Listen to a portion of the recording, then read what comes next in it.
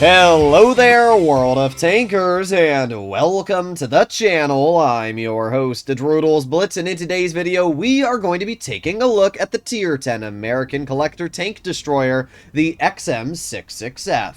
This is one of the strongest Tier 10s in the game, for many reasons. First of all, it has crazy good DPM at 3,400. It has great levels of penetration, 10 degrees of gun depression, a top speed of 40, a reverse speed of 20, and the reserve track mechanic, meaning that even if this vehicle does get tracked, it can still reverse at 7 kilometers per hour. Essentially, this vehicle has everything, even a semi-traversable turret. And when you pair all of that into this tight little package, it allows the XM66F to get some crazy good results out. We can see I'm sitting at over 3,700 average damage in this vehicle. It is an absolute beast, and if you know what you're doing, you can rip out some crazy results too. The reason we're talking about the tank today is because it is available in store, but not the way you think. It is available in lock boxes. Now, you can earn lock boxes and open them with keys, but you're going to have to buy keys, and keys cost money. So we're actually going to see what's inside of this container here. We can take a look at the drop chances. So the XM66F itself is a 3% drop chance. It's a terrible drop chance. 3% doesn't sound absolutely tragic until you realize it's a 97% chance of not getting the tank. So that's pretty bad. There is one other way to get it, though, and that is with charms. We can see here you get a part of the certificate for the XM66F, and you have about a 10% chance of getting charms for it, which still kind of sucks. So you're not actually ever guaranteed to get this vehicle. It's not like, for example, crates, where you have charms, which give you, after 30 charms, usually a guaranteed drop on the vehicle. This is not guaranteed at all. Now, if you do open up enough of these crates, you will get one of these vehicles guaranteed. So you'll get a Caliban, you'll get an LT432, you'll get probably a TL7 eventually, but the XM66F has the lowest drop chance out of all the vehicles here.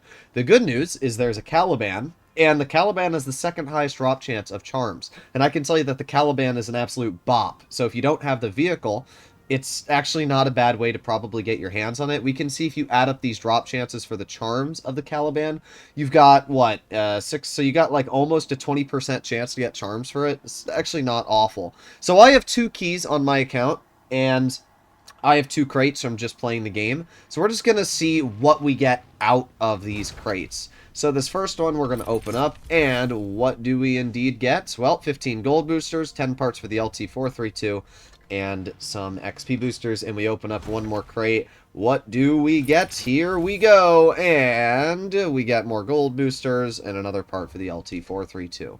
So, yeah, we can see. I did not get any parts for the Caliban. And while I did get enough parts to finally claim an LT432 on this account, it's not really that big of a deal. So, if you are looking at lockboxes, and you want the XM66F as the main reward, maybe don't look at the lockboxes. But if you are taking a look at the boxes and you like the other tanks in them, and you don't mind, gambling some gold, then I don't think it's a terrible deal. That's the best way to describe it. You are guaranteed to get tanks out of these lockboxes. If you open, let's say, 10 of them, you have a pretty high chance of getting at least 1, maybe 2 premiums if you're lucky. And 10 lockbox keys is equivalent to like $10, $15. So they're not, a terrible, terrible deal. I just don't think they're good either. I think for the majority of people that are going to be playing the game, I think especially if you're looking at getting your hands on this, it is a waste. So our team is not going the way I want them to. Why are we driving a Kron if we're going to go to town and capture base B?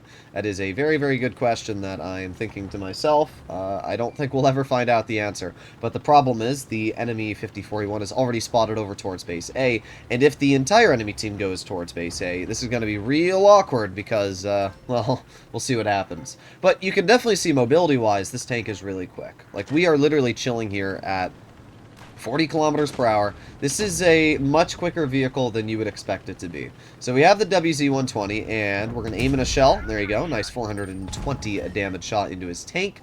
Not a bad start. I will take any damage that I can get.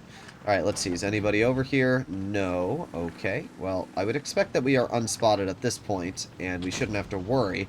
I did see there was a Kampfpanzer 70 all the way off in the back, so we're just going to move up and see if we can get some damage maybe into this KPZ. I don't know if that play ran. We can obviously see that our spawn got absolutely crushed, which sucks, but there's nothing that we can really do about that.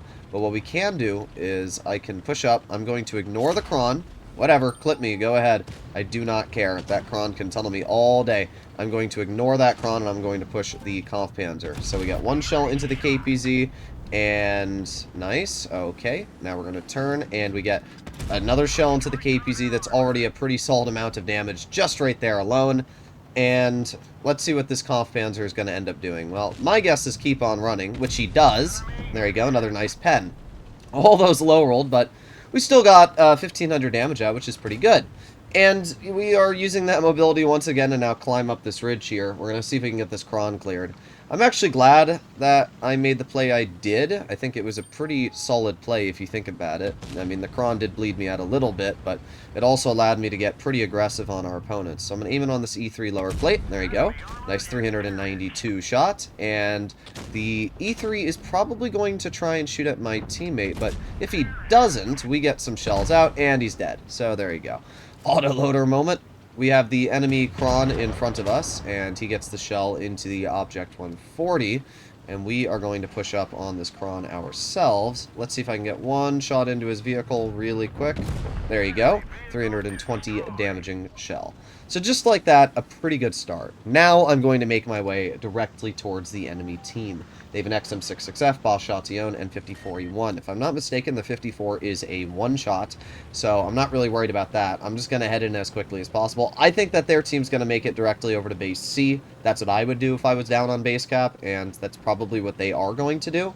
So there's the enemy XM, and we get a nice shell right into his track wheel, which obviously pens him. And because we have our adrenaline cooking, we're going to out-reload him here, so we get another nice shell out. Then the 5A pushes up, 5A gets penned. We're going to aim it again ourselves, and we're going to shoot him right in the track wheel to lock him down, and that puts us in a very, very solid situation. He gets the clear, and all that's left now is a Boss Chatillon 25 ton. Oh, there is the bat shot. Okay, let's turn. Nice shot into the Boss Chatillon for 405. Our Kron is most likely going to try and pick up the kill, but doesn't even matter. 4,200 damage dealt, and a super easy game.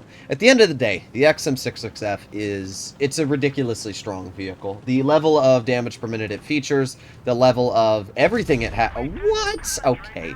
Well, that sucks, but it's not really the tank's fault. That's just called bad RNG. But point being, the gun on this vehicle, the mobility, everything about it just makes it amazing. I mean, I think in my tier list I put this vehicle either in super strong or broken, because it really is kind of broken with everything it has. It's a better Badger at this point. It's kind of a better everything. It's a tank destroyer with the abilities of a heavy, with the mobility of some mediums. So yeah, there you go. We aced it. We did 4,200 damage, and that means we also probably made a solid 150,000 credits. So now, we're also going to take a look at the Caliban. I think that the XM really, that showed all you need to know about it. The reason why I want to show the Caliban is because this is the other tank available in the crates. It has the second highest drop chance behind the LT-432, and this is the only other vehicle I'd say that you really want to keep your eyes on. I mean, the TL-7120, it's okay, but there's nothing too special about it, and the LT-432, I really like it, but I know for the average player, you aren't going to love it probably, unless you like Soviet-style playstyles. So I think the Caliban is really the only other tank that the vast majority of you would be thinking about getting. So I'm going to showcase the Caliban, its capabilities, and what I think about it. I'm going to start off by pinging for my team to head over towards the medium flank, and that is where you always want to go on this map. And we are just going to head over there as quickly as we can. So what do we have up against us? It's a tier 8 match. They have 2 mediums, an Arak 105, and they also have a TVP VTU. Okay, well, we are just going to slowly head in. The Caliban has no armor. Like, literally none. You can actually high explosive pen it from the front with most higher HE pen vehicles. But not only does it have basically no armor, it has terrible mobility, and it kind of has almost nothing going for it in terms of the tank itself apart from the gun. But the gun is quite the devastating little beast. And if you're able to connect a shell, there you go. 900 hit points were just taken off of that TVPVTU. So we just brought a full health player down to 600 smackaroonies in one shot. That is kind of wild when you actually think about the implications of what I've just done. So we're going to reload again. We now finally have our shell, and there's the TVP. However, I'm going to aim in on the side of the WZ-111 and roll 756. So, just like that, 2 shots, I have already yeeted and deleted a very large portion of the enemy team. Is this Soul Eater going to try and send it over here? Looks like he might. And I do have support from my team, so that's obviously pretty good. Whoa! Whoa, whoa, whoa. Yes, sirree. See, that's the downside of this vehicle. The gun. It's great, but it also kind of sucks. Not as much as my team, though. My team has appeared to have kind of screwed me here, haven't they? Yeah, I think they have. I'm just kind of hoping the Soul Eater shoots, which he does.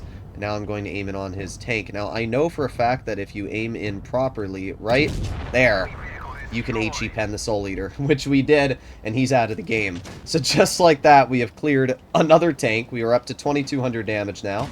We're going to reload. Oh, don't hit me, don't hit me. Ah, again, the armor on this vehicle is not good. And because of that, you gotta really, really, really be careful in this tank not to, ooh, but we pen that player right through his armor. So let's back up here. The WZ actually shoots at my Astron, which is great for me, because I'm still alive, somehow. I am still alive. So what I'm hoping is that this WZ makes an over-aggression. Oh, and we have the Emil over here as well. Well, I'm kind of hoping the WZ shows... Ah! I should have just pressed the fire button, but I didn't think he was going to instantly shoot it. Rather sad. However, it looks like we should win this game. It's kind of hard to tell. The fact that I was able to do as much as I did in this game is pretty dang impressive. And the Caliban, it's not a tank that I would consider good. It can be very good. But it's not a tank that I'm going to sit here and say, like, yeah, you're going to do what I did there every single game. I hit some wild shots. I hatched the TVPV to you. I hit a shell on the Soul Eater, which I did not expect to hit. A lot of the shells I fired this game were quite wild. But it still shows... Bruh, how are we missing this guy? Like, what are we doing here, Elephant?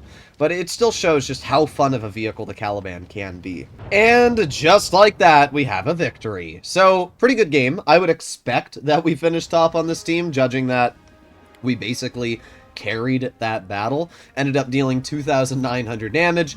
And yes, indeed, we did finish top on that team. A pretty solid result, earning over 50,000 credits. So, yeah. I think the Caliban is really the major reward I would be looking at. I mean, obviously, the XM66F is the main reward, and if you get it, you will probably enjoy it quite a bit. But at the same time, you have to remember the drop chances are terrible, and you're going to have to spend probably over $100+ to even get a chance of picking up the XM. Now, that doesn't mean you can't get lucky, but it does mean that you're going to have to spend a decent amount of money to realistically get it. So, I'd set your eyes on the Caliban or the LT432 if you're actually getting your money's worth. Hopefully you enjoyed today's video. I'll see you in the next one. Bye-bye!